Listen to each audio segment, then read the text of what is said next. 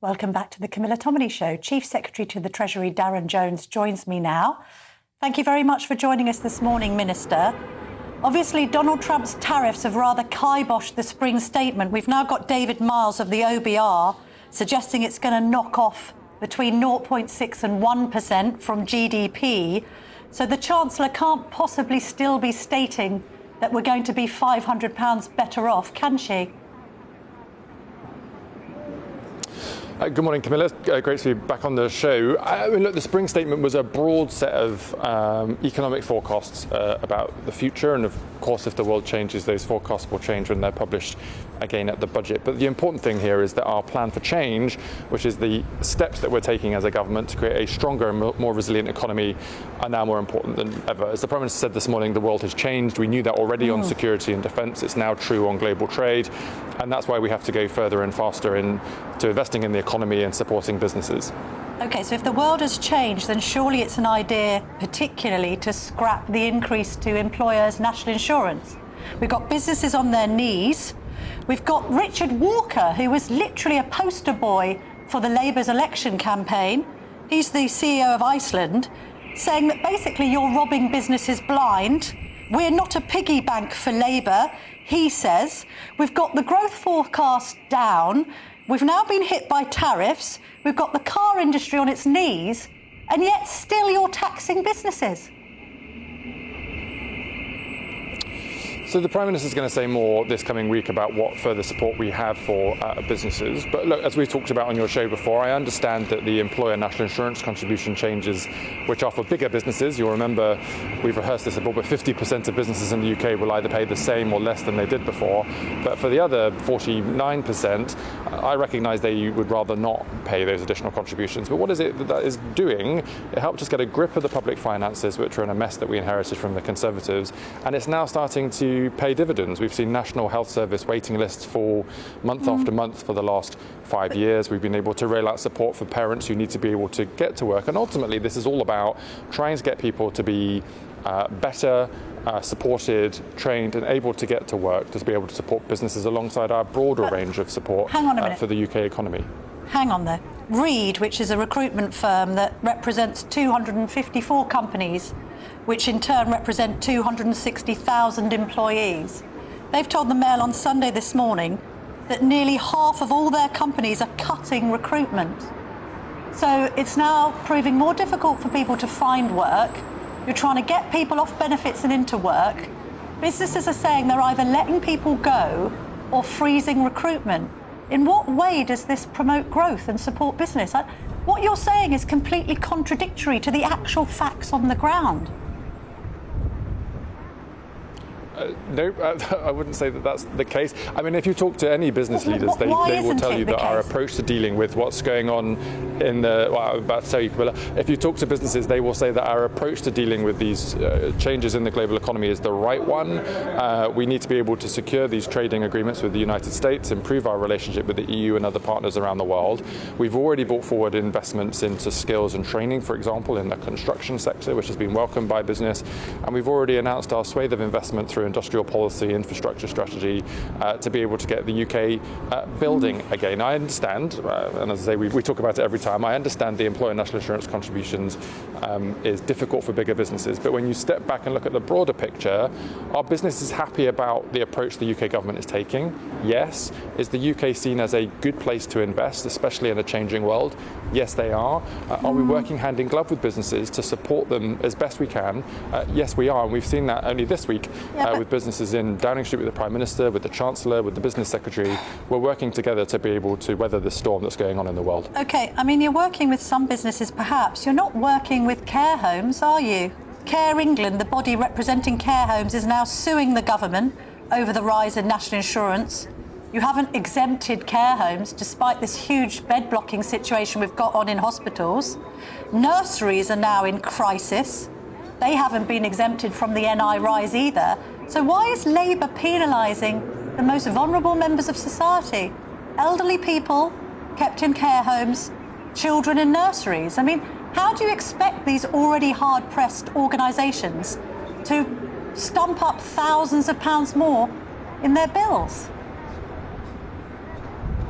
So in reverse order, Camilla, we've already put an additional £2 billion to subsidise childcare providers and nurseries. That's now £8 billion a year that we're spending to do so. And as you know, the Health Secretary announced hundreds of millions of pounds of additional support for the hospices and additional announcements for the care system. And we'll have more to say about that later this year. But look, this investment was important. As I say, £26 billion into the National Health Service. I think people welcome that. They're seeing that through the improvements in the treatment and the experience they're having with waiting lists falling each and every month for the last 5 months. And we've been able to do that whilst protecting our promise not to increase taxes on working people in their pay slips or VAT on the things that they pay for in the shops, and brought stability back to the economy, which is why the OBR forecast at the spring statement that the economy, because of our decisions here in Westminster, will result in more growth, more jobs and a larger economy over the years ahead. Hang on a minute, no, the OBR didn't say that, did it? The OBR slashed the growth forecast from 2 to 1%. You can say you inherited a bad economic legacy. But equally, there are many people that think people think that you've made it worse. They you've cut the made a growth rate bad in inheritance 2025, worse. 26. No, the numbers aren't true. You need to look at the forecast period, the 5-year period. With the tariffs. You're talking about year 2025. Are you saying that the OBR's forecast from last week as it was for every country across the G7, and then if you look at 26, 27, 27, 28, 29, 30, the OBR forecast growth up, and they were very clear that that was as a direct consequence of the decisions that we are taking as a government. And we're going to continue to go further and faster on that, but in partnership with businesses to get the economy in the strongest possible position. Are you seriously suggesting that the OBR's growth forecasts that were in the spring statement still apply in a post-tariff world where the OBR itself has said that it's going to shave up to 1% off our GDP? Those growth forecasts aren't worth anything anymore, are they? So one of the growth upgrades to the forecast was because of our approach on planning and house building in the UK domestic economy.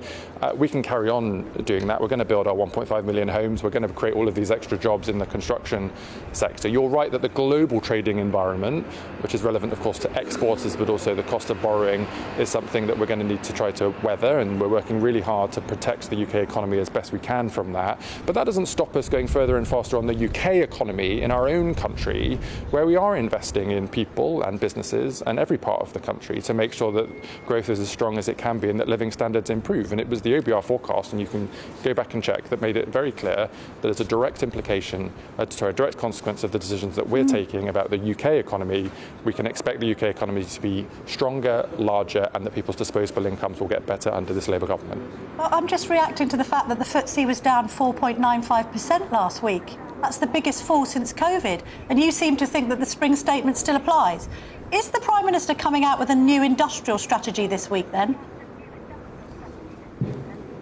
So the Prime Minister will give a speech later this week about some of the initial measures we're taking to support British businesses and to make sure that the UK economy is as strong and resilient as it can be. We've been working on industrial strategy for a number of months now, and there'll be more details coming later in the year. Okay. But we've been very clear, and the Prime Minister will be clear this week, that we'll be working hand in glove with businesses to make the UK economy as strong and resilient as possible, and to support those businesses in the face of difficult global trade winds as a consequence of tariffs from the United States and retaliatory tariffs from other countries around the world.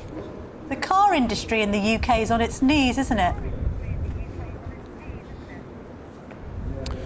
The UK car industry is an important part of the UK economy. We've announced recent investments to support, for example, the transition to modern technologies.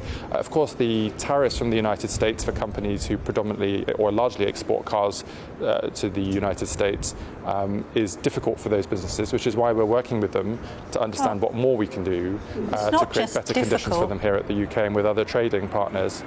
It's not just difficult, is it? I mean, Jaguar Land Rover is now saying it can't actually sell cars to the US anymore and make any money.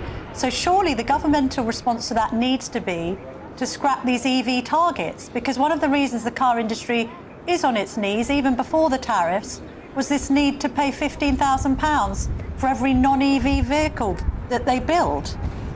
I mean, you can't stick with these targets, surely now.